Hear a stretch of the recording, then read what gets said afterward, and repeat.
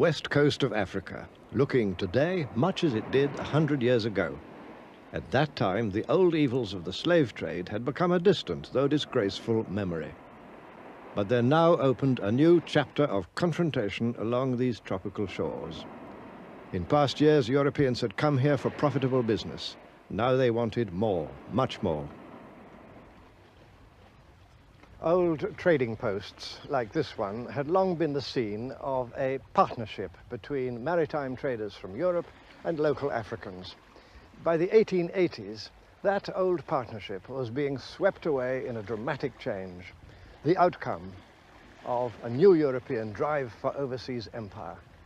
Industrialized countries led by France and Britain had begun to invade the Black Continent, each hoping for new sources of raw materials for its factories, new markets for its manufactures, and new positions of advantage against its rivals. This was called the Scramble for Africa. By 1914, only two countries remained outside European possession, Liberia in the west and Ethiopia in the east. Britain had seized the lion's share of control. Egypt and the Sudan in the north, the immense wealth of South Africa, valuable colonies like Rhodesia and Kenya, and richly populated territories such as Nigeria and the Gold Coast. France had invaded Algeria in the 1830s. Now, after new wars of conquest, she added more colonies to her empire south of the Sahara, including the island of Madagascar. Little Portugal carved out two vast colonies, Angola and Mozambique, while Imperial Germany took the Cameroons and southwest Africa, and on the east coast, Tanganyika. The vast Congo basin fell to King Leopold of the Belgians. Italy and Spain completed the enclosure. The fate of the continent was utterly changed. Between the colonizing powers themselves, the carve-up was peaceful, but their rivalry was intense. In 1884, a Congress of the competing governments met in Berlin to settle their disputes. Germany's Iron Chancellor Bismarck was there. And active behind the scenes was the ambitious Belgian king. He spoke for them all when he said, "I am determined to get my share of this magnificent African cake." Any power that could occupy African soil could effectively claim it.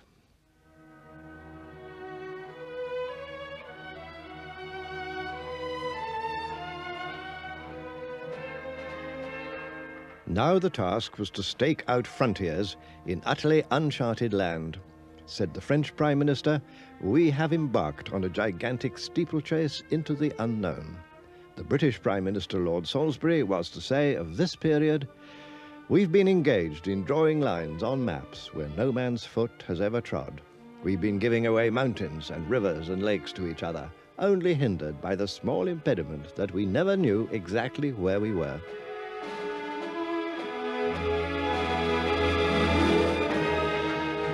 The great game was to get hold of places and positions of advantage over rivals, no matter what irrational frontiers might result.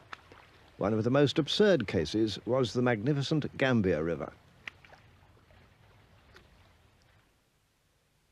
Britain had long held Bathurst, Banjul today, and was determined to keep this river route to the interior. But France, invading from the west coast, enclosed all the territory surrounding the Gambia River in her new colony of Senegal.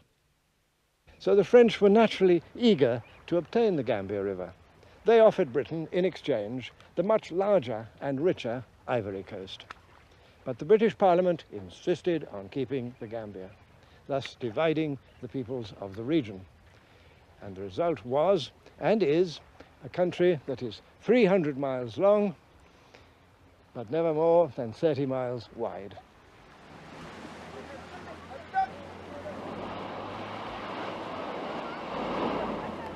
What the African inhabitants might think of this colonial carve-up was never asked. The European idea, in the words of one British governor, was to seize African territory and then, as much as possible, rule the country as if there were no inhabitants. In fact, European contempt for Africans now reached new depths, and no wonder. For how otherwise than by asserting that Africans were helpless children, lazy savages, could Christian Europe justify taking their countries away from them?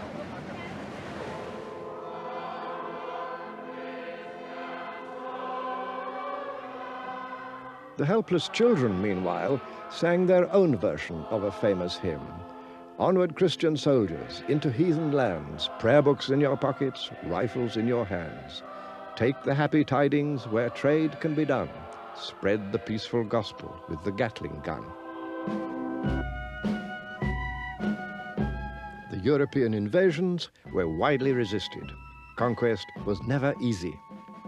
And sometimes, as these old drawings and photographs testify, conquest led to a ruthless killing that later generations would prefer to forget.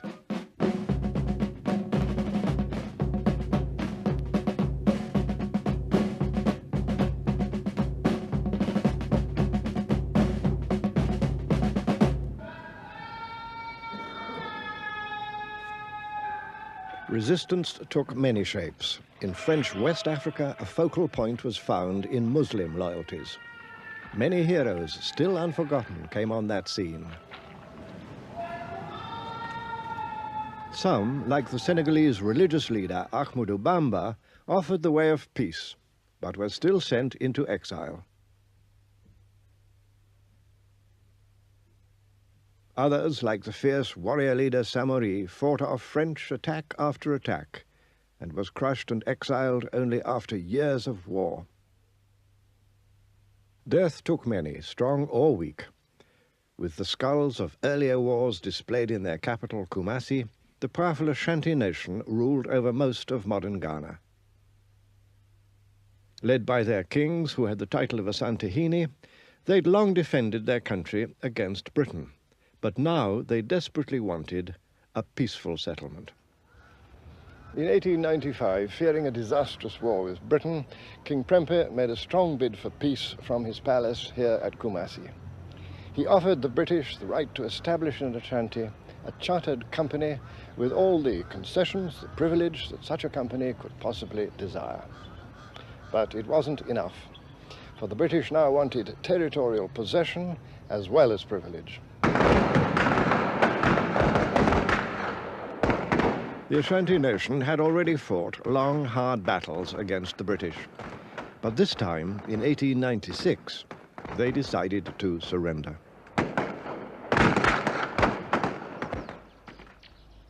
In a ceremony of deliberate humiliation, the king was made to kiss the British commander's boot and then sent into exile. But it wasn't the end of the story. The British now blundered. A new British governor, Sir Frederick Hodgson, decided that he had to get possession of the sacred golden stool, symbol of the Ashanti nation's soul. Arriving at the British fort here in Kumasi, he ordered the assembled chiefs to hand the stool over.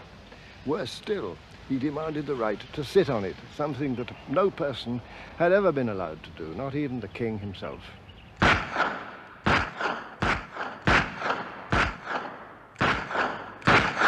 To Hodgson's final insult, the Ashanti replied with war.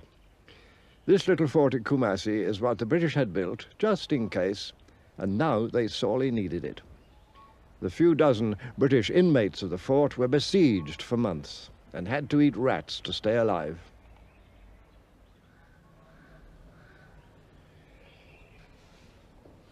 Hodgson's act of folly had exacted a bitter price. Efforts to send in relief from the coast were repeatedly frustrated by Ashanti resistance, until finally the governor and his wife got away to the coast and the absurd but tragic affair could be closed.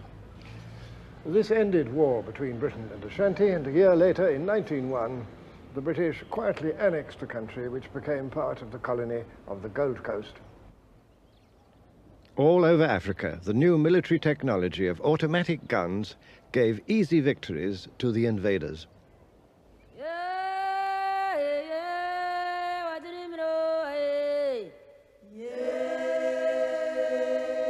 Countless resistors died, many thousands at the single battle of Omdurman in Britain's conquest of the Sudan. Meanwhile, in another part of the Sudan, the French were also scoring victories. For the most part, public opinion rejoiced. For were these not victories over an inferior species, a kind of joke humanity? There were some critics, but not many, and their voice was ignored or silenced. What really mattered was to do down one's European rivals. If you were British, to get the better of the French in West Africa or of the Germans in East Africa, while orphans like little Uganda were left on the protective doorstep of Father John Bull.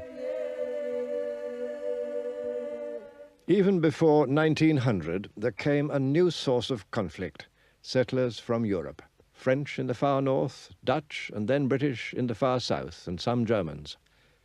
Other settlers were attracted to the good farming land of the east, to Tanganyika, northern and southern Rhodesia, and the British territories of Uganda and Kenya. Once again, nobody asked permission.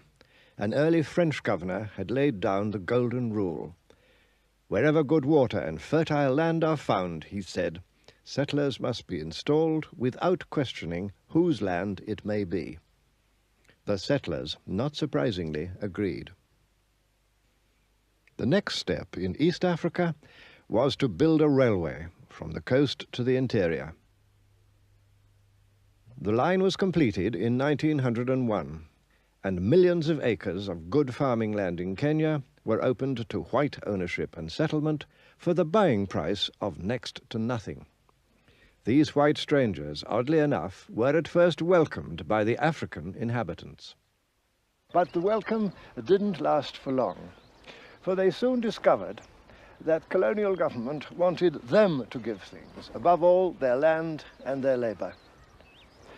These colonial demands provoked a repeated resistance, and against that resistance, the colonial government, with white settlers arriving in ever larger numbers from Britain, waged a war with little mercy, and of course with rifles and machine guns against spears and arrows. Macinire nĩ ũndũ wa kũmena andũ ũndũ gũtikĩrĩ ũndũ mekagwo nĩ kũmakia andũ ũguo magagĩũka magagĩtorekia na andũ mora-rĩ magacina mĩciĩ.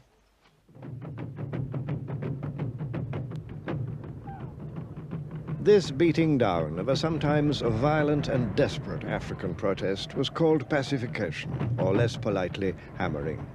A British officer then fighting in Kenya kept a sadly instructive diary. Marched into Fort Hall, and the expedition comes to an end. To my mind, the people of the Embu have not been sufficiently hammered, and I should like to go back at once and have another go at them. During the first phase of our expedition against the Irieni, we killed 797 niggers, and during the second phase against the Embu, we killed about 250. There was, in fact, much more of the same thing.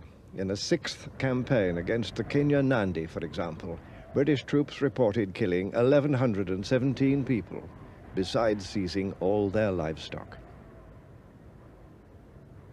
In 1906, a junior British minister in London cabled this protest: "Surely it cannot be necessary to go on killing these defenseless people on such an enormous scale." The minister's name was Winston Churchill, but on that occasion his intervention had no effect. Nĩtuonire kũrĩ ũtiganu ũndũ nĩmokire gũtunya andũ ithaka, andũ makoragĩra kwa mĩceni nĩyo yarĩ na tha. Andũ magathiĩ kwa mĩceni, mũndũ agagata haha, magoka magakata haha thome ha mũndũ ũcio akaingatwo akorĩra kwa mĩceni.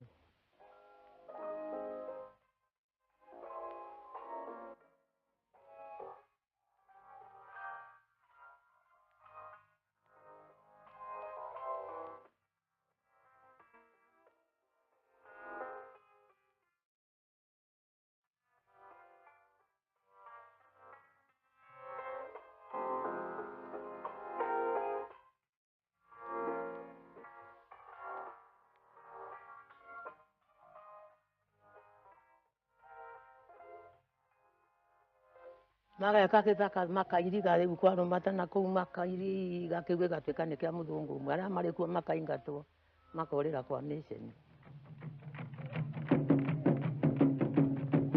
By 1915, about 4 million acres of African farming land in central Kenya had been given to about 1,000 British settlers. By the 1920s, about half of the able-bodied men of Kenya's two largest farming peoples, the Kikuyu and the Luo, were working as laborers for British newcomers. How was that done? The answer, once again, was something new in Kenya: taxation. To cultivate these splendid acres, it was necessary to make Africans pay taxes in cash. Having no money economy of their own, Africans could pay tax in cash only if they went to work for a European wage. An old Maasai recalls those early days. Sasa wazungu walipokaa sasa walianza kutawala. Walipotawala, kitu walitaka kodi. Masai zamani hapana lipa kodi ya kichwa kama ile tunaita zamani poll tax, ilikuwa la. Tulikuwa nalipa na nyumba. Walikuwa naitwa kodi ya nyumba. The Maasai proved particularly good at dodging the payment of the new taxes. So the colonial government thought it should send some of these apparently idle warriors to school, so as to turn them, if possible, into tax collectors among their own people. Small boys were seized for this purpose. Sasa serikali walitoa askari yake kuja kuchukua watoto. Sasa mimi ni moja ya wale watoto ambayo walishikwa kupelekwa skuli. Sasa nilishikwa nikapelekwa skuli. Sasa pamoja na wale watoto wengine. On the other side of the continent, in northern Nigeria, the colonial scene was very different. With no white settlers, life was peaceful. Things continued much as before. The British had conquered this huge region, far from the sea, for no real reason other than to keep it from the French. So the British were content with a supervision which allowed them to take a back seat. Under the direction of Lord Lugard, this was called indirect rule. This was the residence of the British official who governed the northern Nigerian province of Kano. Indirect rule meant ruling through local kings, in this case the local emir, who after defeat accepted British overlordship. On condition that nothing was done to modernize or democratize the conquered system, indirect rule was cheap and highly effective. Local kings and princes kept the peace and law and order in their own interest, as well as in that of the British. Both sides at the top had much to gain. So kings, like this one, the Emir of Katsina, were able to stay in power and even add to their personal privileges. They were able to call on their own local retainers to govern the everyday affairs of the country. In this way, the native governing class, as the doctrine said, was to remain a real living force, as well as being a curious and interesting pageantry.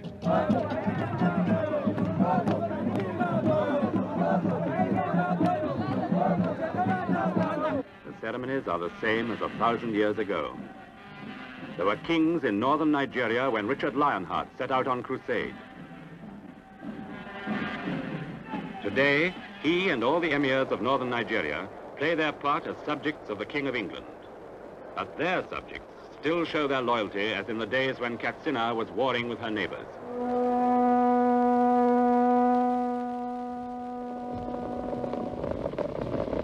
Katsina still keeps her way of life, still resists new influences from the world outside. In short, no modernization of any kind, and therefore big problems for the future. I talked to Nigerian professor Obaro Ikeme. For the larger part of Nigeria, British rule did not mean anything for many years. In other words, although at the centers of administration, there was a change which could be seen by the people and felt by the people. In the outlying areas, life went on as if the British did not exist. If you take Lugard's own particular area, the north, for example, the seat of the emir and the seats of the district heads may have felt the immediate impact of the British presence. But the villages were ordered and run just as before, with one important difference though, taxation, that the people had to pay tax to a new power. The British built up a corps of Africans who became known as native administrators,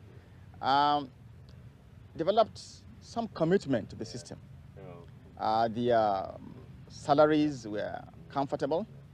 They had power, which they used to enrich themselves at the expense of their followers and their subjects.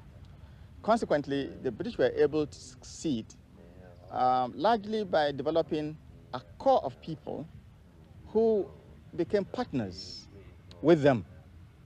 British officers, headed by a resident, are there in every emirate to advise and assist the emir and his ministers in their day-to-day work. And each month, the resident presides at a full meeting with the emir's council. There may be word from Nigeria's governor in Lagos, or from the colonial office in London, or the council may discuss the repatriation of pilgrims from Mecca. The dignity of the past, the traditions of Katsina, are present in the council chamber.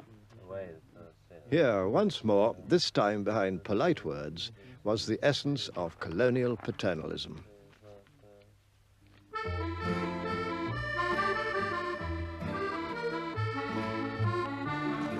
In the French colonies along the coast, the scene was both the same and different.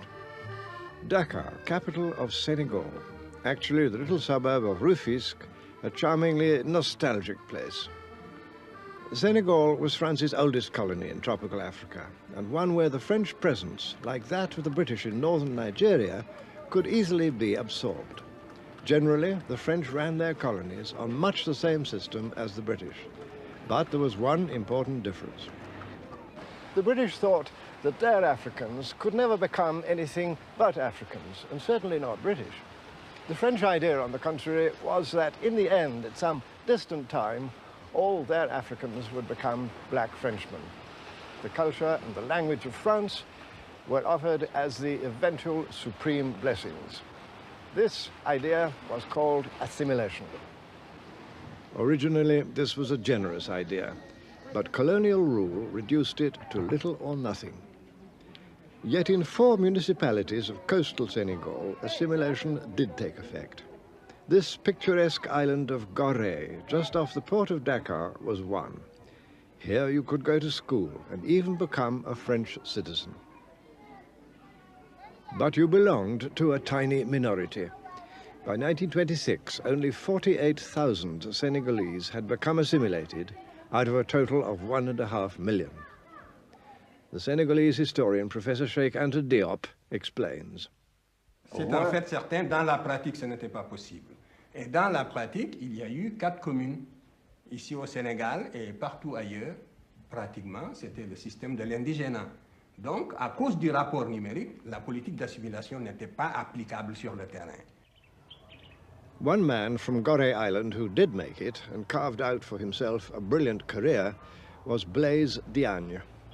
Of humble origins, Diagne became the first black man to be elected to the French National Parliament in Paris. He campaigned for black rights and began to win concessions. That was in 1914.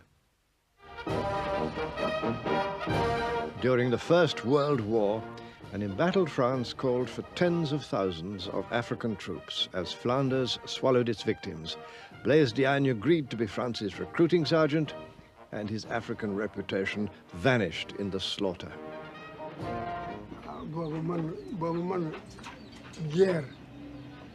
Guerre. Kule force wu do dem ci guerre. Kule force wu do dem ci guerre. Dañu ma force. Dañu ma force jële ma ci suma loxinde ak suma papa yóbbu ma xaw ma ci sañ-sañ bañ. Xaw ma ci sañ-sañ bañ moo tax ma dem.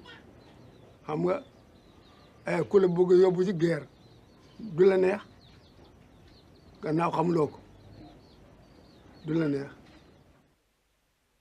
France had long relied on African mercenaries, even as far back as the Crimean War. But now it was different in scale and in suffering. More than 200,000 African troops, mostly conscripts, were sent to France. And at least 170,000 were thrown into the Holocaust of the trenches.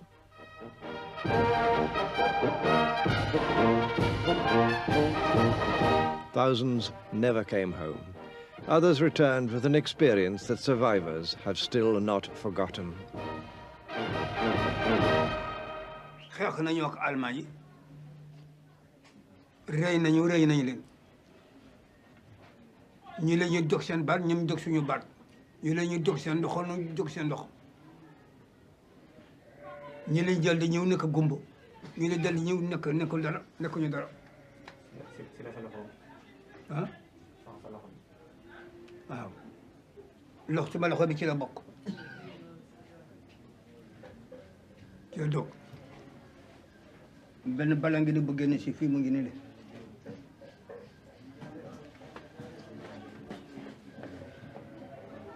benn bal mu ngi nii bëgg bi meer mu ngi nii bëgg dal fi génn si fii mu ngi. Shoulder to shoulder, white men and black men, equal in the trenches. Were they now to become equal in the colonies? Only the monuments suggested that.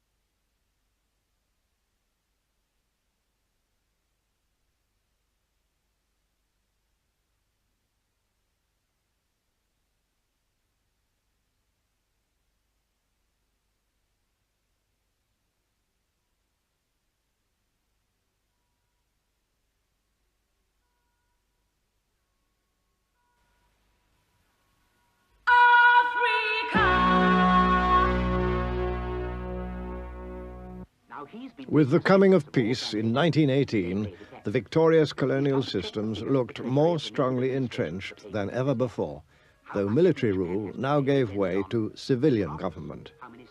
This led to a far more thorough system of tax collection to pay for the government. The linchpin of the British system was the district officer. That's where I come in. I'm the district officer in this particular area. The native authority treasurer sends his figures to me for checking against last year's figures. When it's decided what the tax is to be this year, I go off to tell the chiefs and people what they're to pay and why. That's my wife. I spend so much time doing the rounds that if she didn't come, we wouldn't see much of each other. We take our beds and everything else, as the rest houses where we spend the nights have no furniture. You know, we're very ordinary people, but the pagans still find us a bit of a puzzle with our fuss and bother. That's the local chief. We ask news of the crops and the children.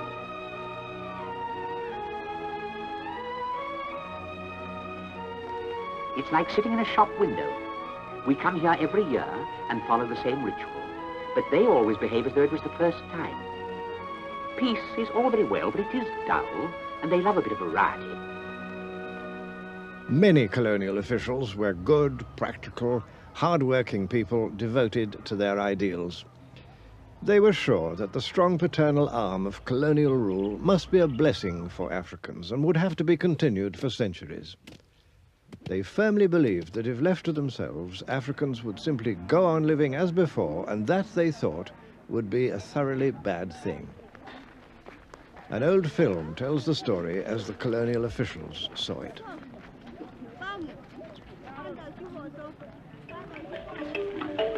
This simple life under the hot African sky was once a life of fear and uncertainty. British rule has brought peace. The enterprise of European officials and settlers and of Indian traders has opened up the country. But there is still a long battle to be fought with ignorance, poverty, and disease.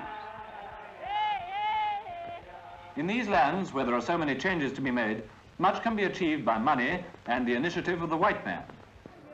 In the more favoured colonies, those were the hopes of the 1920s, and in some respects they were fulfilled. There came the founding of the first modern hospitals, veterinary services, and other benefits of Western life. But all the money to pay for these good things had to come from Africans. So there now began a drive for the export of crops to yield cash. The cash crop era got into its stride. Groundnuts, as here in Senegal, were a crop that brought cash to farmers and to colonial purchasing companies.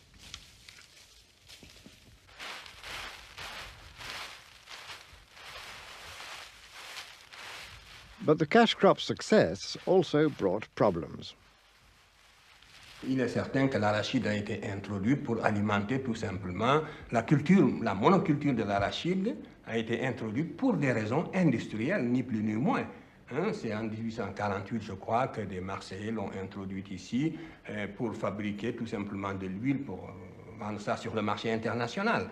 Et on a spécialisé finalement, la tendance est née de spécialiser chaque colonie en fonction de ce qu'elle pouvait produire le mieux. Et on a donc toutes les zones sahéliennes ont été spécialisées pour la culture de l'arachide, des zones comme la Guinée pour la culture de la banane et le riz, et ainsi de suite. Mais ça, c'était en fonction, non pas des intérêts locaux des indigènes, de ceux qui habitaient ces terres-là, mais en fonction des besoins en matières premières des usines qui tournaient à Marseille, à Bordeaux et en Europe d'une façon générale. So long as their crops were bought, African growers could be reasonably content. But in 1929, there began the huge and long disaster of the World Depression, and prices collapsed. Food production for local people, already badly hit because of land taken for cash crops, became a subject of major crisis. What was true of the French Empire was just as true of all the others. Here in the Gold Coast, the big cash crop was cocoa, providing the bulk of the colony's exports. The crop was grown and harvested entirely by African farmers who had to sell it to British and other foreign buying companies. These companies banded together so as to pay the farmers an artificially low price. The farmers of Ghana, then the Gold Coast, nonetheless worked so well that they became the world's biggest producers of cocoa, and so of chocolate, which Africans didn't eat. But the gains were far from equally shared. The Ghanaian historian, Professor Edo Boahen. There's no doubt at all that the farmers were being cheated. The prices that were being paid for the cocoa bore no relationship to the prices that they had to pay for the imported goods. We had no say in the pricing of our own commodities. We had no say in what we paid for what was imported. This was, in fact, one of the greatest indictments against the colonial economic policies, the fact that so much emphasis was placed on a single cash crop.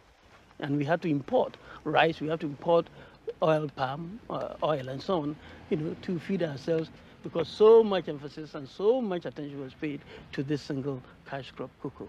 The colonial governments were just concerned with obtaining raw materials to feed their factories abroad. The raw materials were produced by the skill and enterprise of hard-working African men and women. Yet the advertisements in Europe, deeply racist by this time, presented an insultingly different picture. At the same time, African businessmen found that the trading positions they had established in earlier times were now swept away.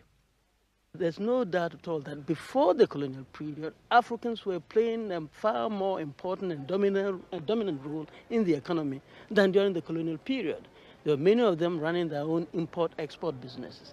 In the 1920s and 1930s, all these African merchant princes virtually disappeared from the field because the dice was so much loaded against them as a result of the colonial system. The banks were discriminating against them in the granting of loans. The expatriate firms, and particularly the Syrian and Lebanese firms, were undercutting them, and they just could not stand the challenge. And therefore, many of them simply ran out of business. And the children of these great merchant princes now became the employees of the great African capitalist companies like UAC, UTC, SUA, and so on.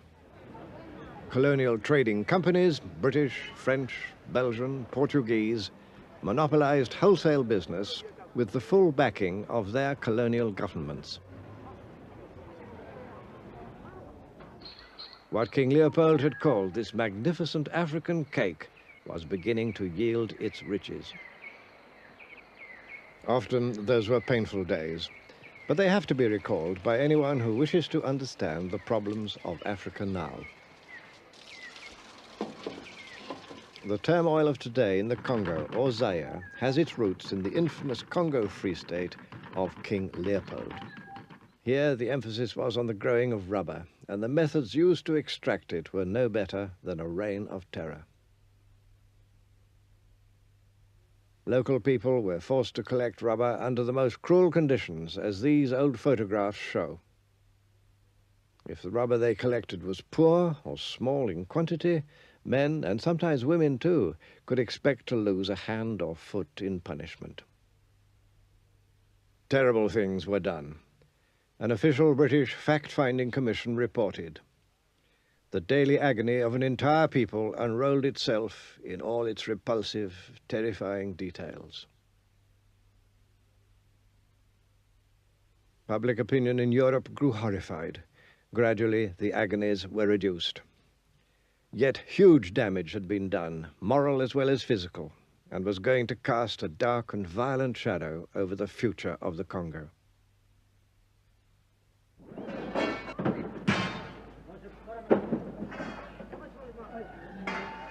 Forced labor by the 1920s was practiced on a wide scale in most of the colonies.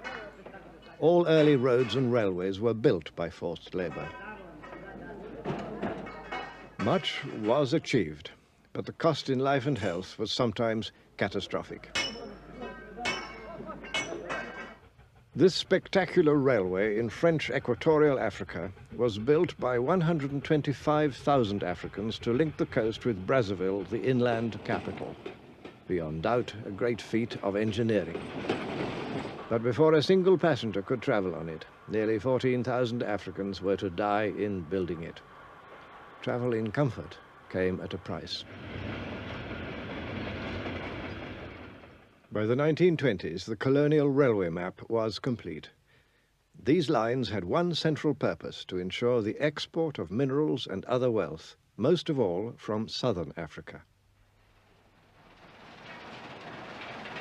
European mining activity for gold, copper, zinc, diamonds transformed southern Africa, thanks again to African labor acquired by the usual procedure of administrative force and taxation. Conditions were hard to bear. Some 30,000 Africans died in southern Rhodesian mines between 1904 and 1933, mostly of disease. And wages at the end of that period were lower than they'd been at the start. This labor system was called Chibaro. Very old men can still remember it. Kwa apana umuntu wanga chiramba wanga vachienda zvavo kuchibharo kuti vata chibharo waitaulirwa ishe vobvisa vanhu voenda kuchibharo kubasa.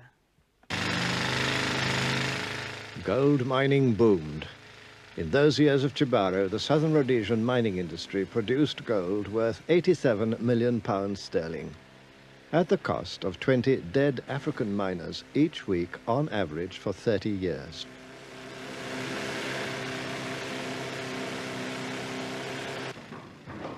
Just as in the bigger mines of South Africa, living conditions for miners were appalling.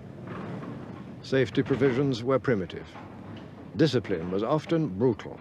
Healthcare almost non-existent. Prison labor was used whenever available, and that was often. And child labor too.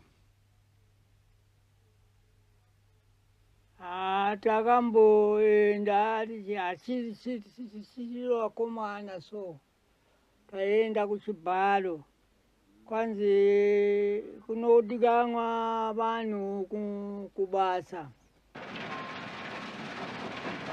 After 1930, the whole labor system in large regions had come to depend on people having to abandon their villages and go far away to work in colonial mines or on plantations. This was called migrant labor, a huge upheaval which soon began to destroy the old stabilities of rural Africa. An official British committee in 1935 reported that the old order of society was being completely undermined by migrant labor. The years ahead were going to confirm it.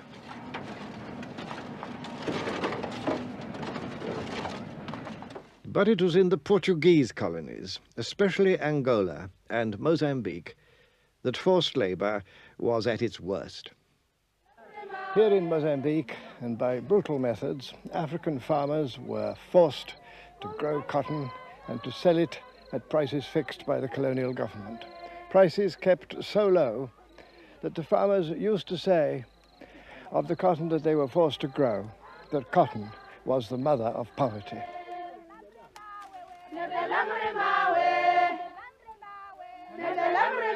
The raw cotton was sent to textile factories in Portugal and returned in the form of shirts for Africans to buy.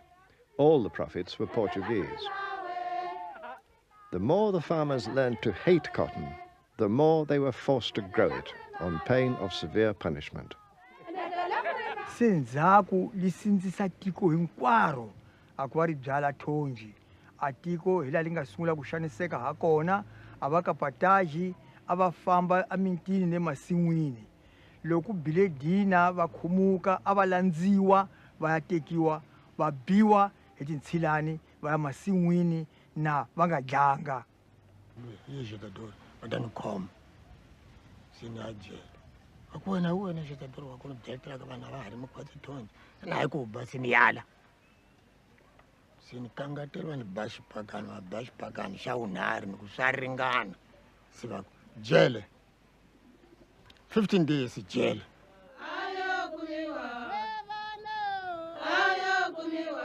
The farmers in this old film had no legal means of protest, but they could express their anger by singing anti-colonial songs in their own language.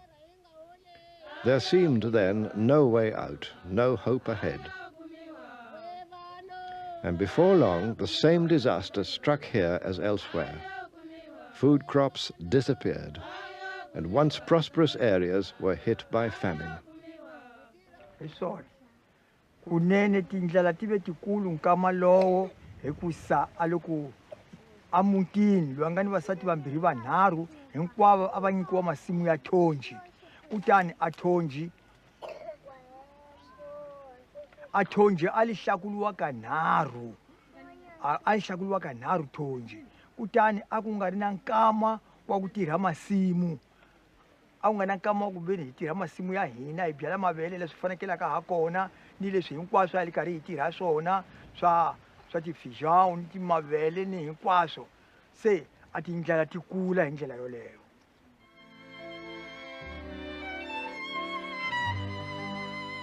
In spite of African suffering, settlers arrived in growing numbers. Some were political exiles from the Portuguese dictatorship. Many were poor people hoping for a better life.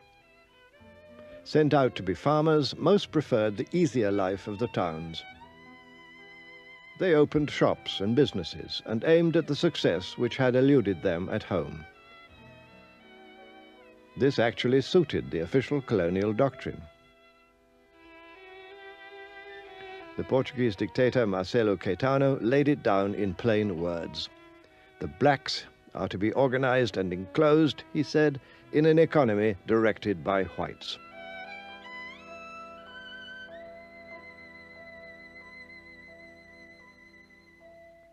loko ni sungula ku vulavula ni te kadi mshadore ni sekretari wakwe leswaku a governo wa maputukezi I governo leyi nga twala misaveni hinkwayo hi vunene bya yona kambe n'wina vaadministradori mugeni governo wa maputukezi Afrika a nga ta va kona hikusa a mu landzanga a swileleto leswi mu nga tela swona Afrika.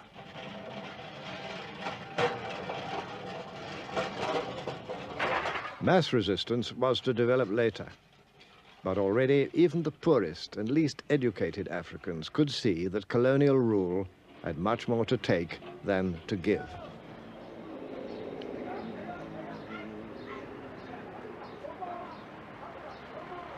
Whatever good may have come from colonial rule has to be measured, unfortunately, against the essential aims of each of the colonial systems. These aims were frankly stated.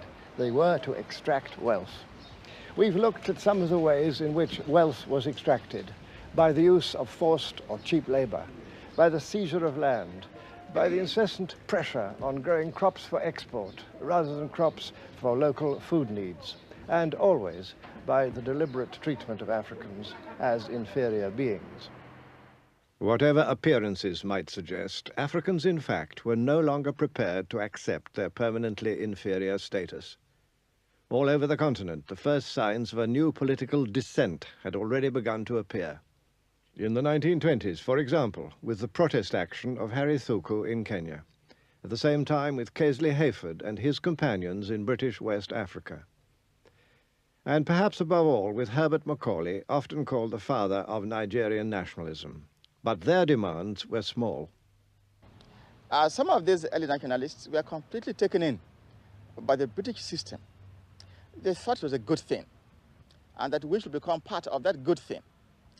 And the real pressure was for the British to become a bit more liberal. During the 1930s, and notably with the rise to prominence of the fiery but very effective Nigerian nationalist Nnamdi Azikiwe, much stronger and more far-reaching demands began to be made. Men like Azikiwe used the press where this was possible, as it was in British West Africa. They now sought a mass audience. Politics moved out of polite drawing rooms into the clamour of the streets. So the resistance movement took many forms, and it was not confined only to the elite, as some people tend to think. In fact, it was also evident in the rural areas and even among the ordinary farmers and the ordinary workers. One form of mass resistance took shape in a big cocoa hold-up in the Gold Coast when farmers demanded fairer prices. Once again, the press could be used to good effect. But unfortunately, in the 1930s, there was never any coordination between the protests of the rural folk and the farmers and the protests being organized by the elite. And this is why the resistance movement was not very successful. But now in 1935 came a new and savage challenge to African hopes of progress. Another colonial invasion, fascist Italy's brutal assault on Ethiopia, then called Abyssinia. No power on earth now seems able to hold up Italy's sweeping advance across Abyssinia's rain-swept mountains. Now Dessie has been captured, and from there a direct road leads to Addis Ababa. So perhaps it's only a question of time as to when the victorious Italian troops will march into the capital, and the emperor will have to sue for peace.